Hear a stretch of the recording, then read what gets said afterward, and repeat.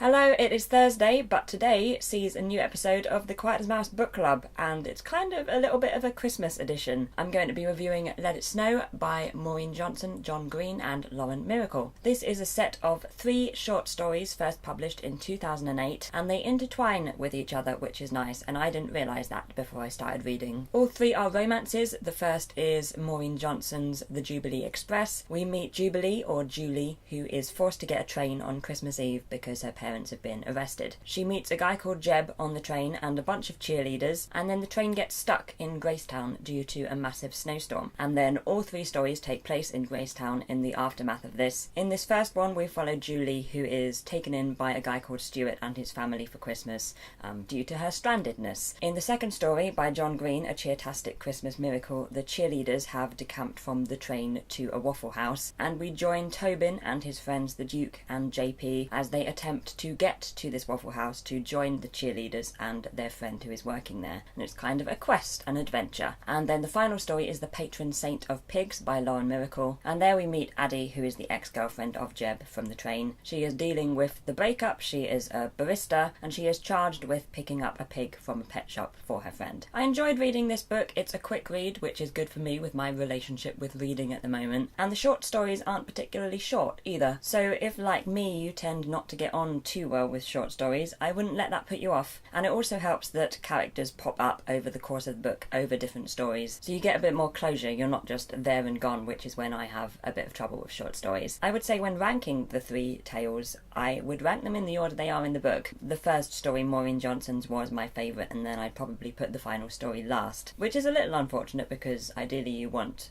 the book to build instead of sort of petering out. But of course different people will have different relationships with those stories. They will have different favourites, in which case they won't have that problem. Yeah, the Jubilee Express was the most enjoyable for me. I liked the narrator Julie the most, which I think helps, and I found the characters in general to be likeable and the story likeable, and it was well paced, I thought. The John Green story, I overall enjoyed it, but it had this sort of madcap chase element to it which I never entirely got on board with. I wasn't entirely on board with their reasoning for leaving a nice warm house to go out in a blizzard to go to a Waffle House. But it was a fun story to read, I found, and it had some fun characters as well. I think I might prefer the story in the final tale, even though it was my least favourite, but I just didn't get on particularly well with the narrator Addie. The point of the story is that she is self-absorbed and a bit whiny, and that makes her a little bit of an annoying first-person narrator. It's not the easiest head to be inside. So although I liked the story, it wasn't as enjoyable to read as the other 2. It's also the story where we get to see the separate plots from the 3 tales tying together the most, which I did appreciate, although it was a little bit confusing. There's a slight issue in the book with characters not knowing